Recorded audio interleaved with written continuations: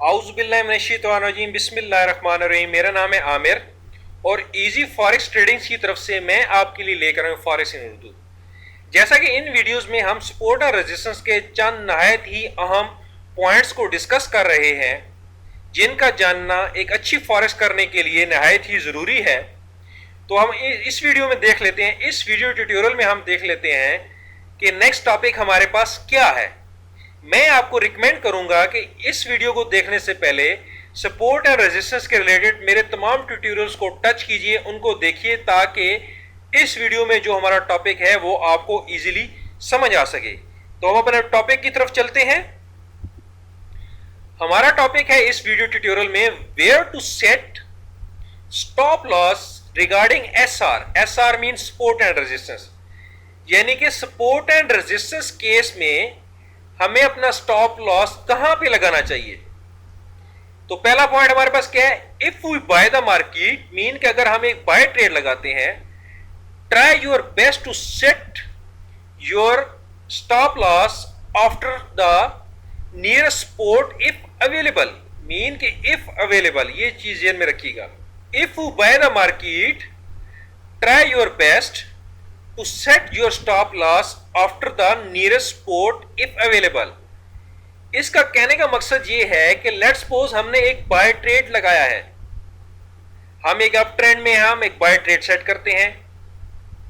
तो अच्छी फॉरेक्स करने के लिए जरूरी है कि हमने उसका एक स्टॉप लॉस भी लगाना है। स्टॉप लॉस के बगैर हमने किसी किस्म की कोई ट्रेडिंग नहीं करनी। तो अगर उसी एरिया में, जिस एरिया में हम अपना स्टॉप लॉस लगा रहे हैं, उसी एरिया में अगर कोई सपोर्ट है, तो हमने कोशिश करनी है कि हमने अपनी सपोर्ट के बाद स्टॉप लॉस को जो है सेट करना है। उसकी वजह क्या है? उसकी वजह जो है वो हम अपने जब MT4 में हम ड्रॉ करेंगे, तो उसकी वजह हम जो है ड्रॉ करके जान लेते हैं कि इसके पीछे बेसिक्स साइकी क्या है। तो हम जो है अपने पॉइंट को ड्रॉ करके डिस्कस करते हैं। हम अपनी MT4 में चलते हैं। हमारा पॉइंट क्या है, लेट्स सपोज हम एक जो है अप ट्रेंड में है और हम जो है इस जगह पे आके हमारी एक स्ट्रेटेजी है, वो हमें बाय ट्रेड प्रोवाइड करती है। यहां पे हम अपना बाय ट्रेड जो है लगाते हैं। ठीक हो गया। उसके बाद हमारा ट्रेड ट्रिगर होता है और हमारी मार्केट जो है ऊपर मूव कर जाती है। जब हम एक ट्रेड लगाते हैं तो लाजमी बात है हम उसकी एक टीपीपी सेट करेंगे। हमने लेट्स सपोज जो है यहां पे ये हमने अपनी टीपी सेट की है। ठीक है। अभी हमने एक अपना स्टॉप लॉस भी सेट करना है। स्टॉप लॉस केस में अगर जो है जिस एरिया में हम स्टॉप लॉस सेट कर रहे हैं, लेट्स सपोज उसी एरिया में जो है एक सपोर्ट है हमारे पास। ये लेट्स सपोज हमारे पास एक सपोर्ट है। ठीक हो गया। ये हम एक सपोर्ट है। तो हमने कोशिश करनी है, बल्कि अपनी आदत बनानी है, अपनी हैबिट बनानी है, ठीक है, कि हमने जो अपना स्टॉप लॉस है वो इस सपोर्ट के बाद सेट करना है। इस जगह पे हमने अपना स्टॉप लॉस सेट करना है, ना कि जो है अपना स्टॉप लॉस जो है वो इस जगह पे सेट करना है। इस सपोर्ट से पहले इस जगह पे हमने अपना स्टॉप लॉस सेट नहीं करना, हमने अपना स्टॉप लॉस इस सपोर्ट के बाद सेट करना है। अभी उसकी वजह क्या है, उसकी वजह भी हम डिस्कस कर लेते हैं। उसकी वजह क्या है? उसकी वजह यह है कि लेट्स सपोज हमारी मार्केट जो है, खुदा ना खास्ता हमारा बाय ट्रेड जो है वो ट्रिगर होता है और हम अपनी टीपी की तरफ जाने की बजाय हमारी मार्केट जो है वो नीचे मूव होना शुरू हो जाती है और हम अपने एक लॉस की तरफ जाना शुरू हो जाते हैं। तो अगर हमारा जो स्टॉप लॉस है वो इस सपोर्ट से पहले है, इस सपोर्ट के बाद है, तो हमारे पास चांस ये है, यानी कि अगर स्टॉप लॉस हमने इस सपोर्ट के बाद लगाया हुआ है, तो हमारे पास चांस ये है कि ये हो सकता है कि हमारी जो मार्केट है वो इस सपोर्ट से रिपेल होके दोबारा वापस चली जाए और ये जो सपोर्ट है, ये सपोर्ट हमें फायदा दे दे और हमारा स्टॉप लॉस हिट ना हो। तो ये फायदा है एक स्टॉप, अगर सपोर्ट हमारे पास अवेलेबल है उस एरिया में। ये नहीं है कि हम, ये भी तो हो सकता है कि उस एरिया में हमारे पास सपोर्ट ही ना हो जिस जगह पे हम अपना स्टॉप लॉस सेट करें। अगर support, if support is available, अगर सपोर्ट हमारे पास अवेलेबल है, तो हमने अपनी जो आदत बनानी है कि हमने अपना स्टॉप लॉस जो है वो उस सपोर्ट के बाद लगाना है। उसकी वजह क्या है? कि उसकी वजह ये है कि हमारे पास एक चांस है कि ये हो सकता है कि हमारा जो ट्रेड है जो अभी लास्ट में आना शुरू हो गया है वो उस सपोर्ट से पहले रिपेल होके वापस चला जाए और हमारा स्टॉप लॉस हिट ना हो।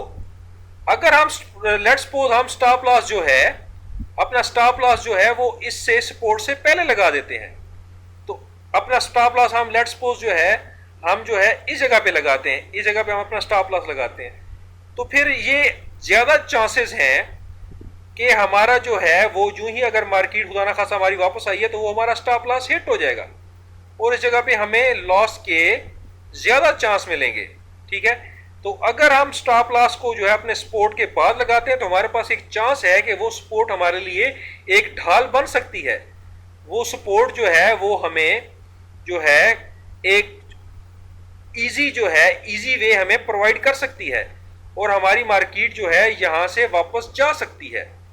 तो ये बेसिक केस है कि हमें स्टॉप लॉस जो है अगर सपोर्ट हमारे पास अवेलेबल है तो हमें जो है उसके बाद लगाना चाहिए।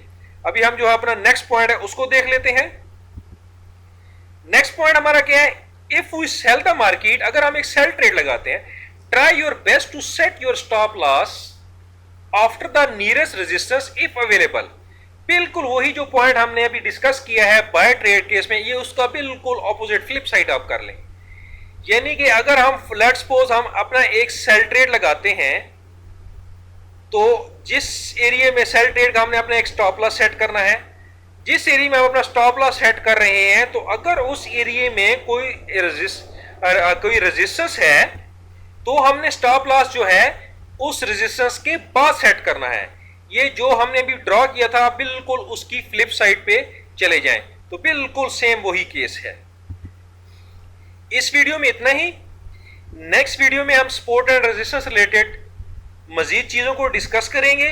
मेरे YouTube का जो चैनल है उसको फॉलो कीजिए, मेरे डेली मोशन का जो चैनल है उसको भी फॉलो कीजिए, मेरे इजी फॉरेक्स ट्रेडिंग के नाम से फेसबुक का जो पेज है उसको लाइक कीजिए और फॉरेक्स रिलेटेड जितनी भी मेरी एक्टिविटीज है उनके साथ इन टच रहिए। अपना ख्याल रखिएगा। अल्लाह हाफिज।